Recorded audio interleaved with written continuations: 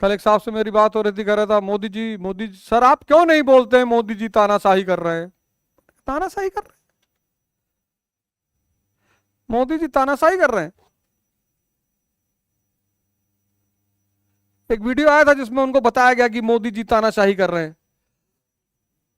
किसी का भी हो हमें क्या पता, कह रहे थे मोदी जी तानाशाही कर रहे हैं। जब इस देश की अभी इस कमरे में टोटल कितने लोग आ सकते हैं? जबरदस्ती ठूस के 200 लोग। और इस कमरे में अगर तुमने 800 लोग घुसा दिए, मरने की नौबत आएगी कि नहीं आएगी? हैं? जब इस देश की जनता से कहा गया हमारे दो भैया जनसंख्या संभाल के रखना, तब इस देश की जनता मानी नहीं? ना समझ जनता। तो इस नासमझ जनता को समझाने का दायित्व किसका था? राजनीतिक दलों का। हम ये थोड़ी पल्ला झाड़ सकते हैं कि यार मुसलमान नहीं मान रहे थे, सिर्फ मुसलमानों के बच्चे थोड़ी हैं, हिंदुओं को भी 6-6 7-7 बच्चे हैं। आज देश की जनसंख्या क्या हो गई? 1 अरब 50 करोड़। जनसंख्या विस्फोट हो गया, पॉपुलेशन एक्सप्लोजन हो गया है। 1 अरब 50 करोड़। जिस देश में सिर्फ 70 करोड़ लोग कायदे से रह सकते हैं, उस देश में 1 अरब 50 करोड़ लोग हो गए। तो पहली गलती किसकी? जनता की। उसको नहीं देखोगे, सिर्फ मोदी जी को तानाशाह बोलोगे।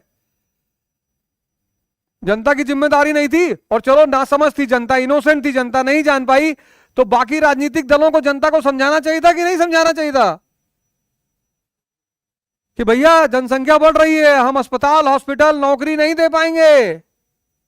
तब तो वोट के डर के मारे कोई कुछ बोला नहीं कि करो पैदा करो पैदा, वोट हमको देना, हाँ आपको देंगे। मोदी को तानाशाह कह रहे हैं। आज कहीं भारतीयता दिखाई पड़ती है? आज भारतीयता खत्म हो चुकी है, इंडियननेस। आज तुम दलित को गाली दे दो, अंदर हो जाओगे। ब्राह्मण को गाली दे दो, मारने पुतर आएगा। मुसलमान पहले तलवार लिए घूम रहा है।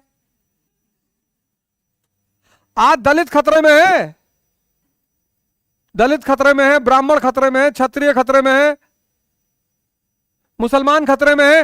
हिंदुस्तान का कोई नाम ही नहीं लेता। आज कोई हिंदुस्तान का नाम लेता है? हिंदुस्तान कहीं गायब। हिंदुस्तान गायब। कितनी विखंडता, कितना डिवीजन पैदा कर दिया। यह सब अगले पिछले 5-6 साल में हुआ है। ये जब विभाजनकारी राजनीति ये पिछले 5-10 साल में हुई है, उससे पहले नहीं थी।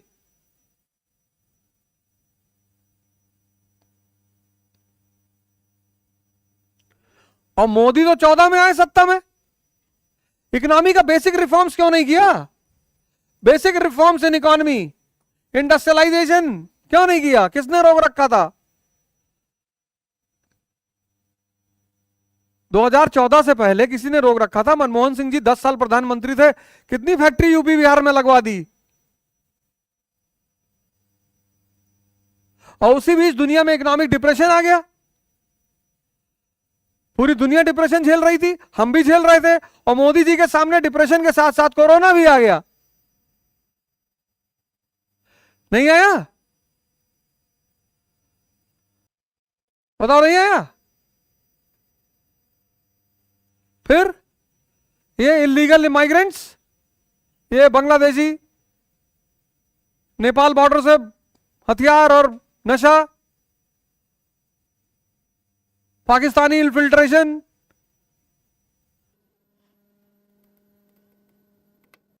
जब सब कुछ बिगड़ गया,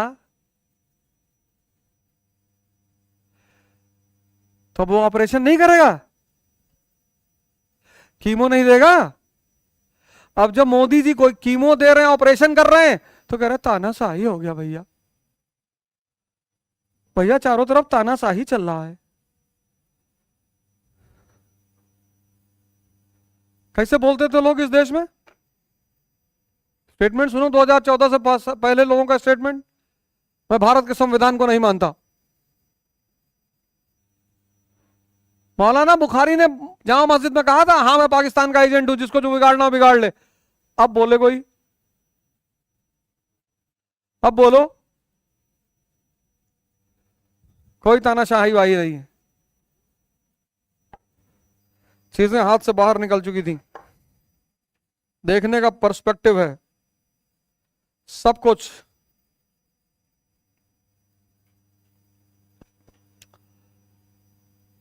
ये देखो, ये पॉपुलेशन, जनसंख्या विस्फोट तुम्हारे सामने देखो, शमशान घाट में लाइन लगी हुई है, कहे परसों लाना। अरे भैया इतनी गर्मी में परसों कहां लाएंगे? ये इंडिया को गाली दो, कोई नहीं बोलेगा। विभाजनकारी ताकतें इतनी मजबूत हो गई हैं, और ये अभी शुरू हुई है। ये इकोनॉमी का बेसिक रिफॉर्म्स 2014 से पहले नहीं हो सकता था, मोदी ने रोक रखा था। ये हमारे पड़ोसी हथियार, फेक करेंसी, ड्रग्स भारत में डंप कर रहे थे, बांग्लादेशी घुस गए पूरे भारत में बसे हुए हैं, ये सब मोदी ने किया है। और सबसे बड़ी चीज, सबसे बड़ी जिसको मोदी गवर्नमेंट ने कंट्रोल किया, राजनीति का अपराधीकरण। ये चारों तरफ जो बड़े बड़े माफिया बाहुबली डॉन बैठे हुए हैं, ये 2014 से बाहर आए हैं सब।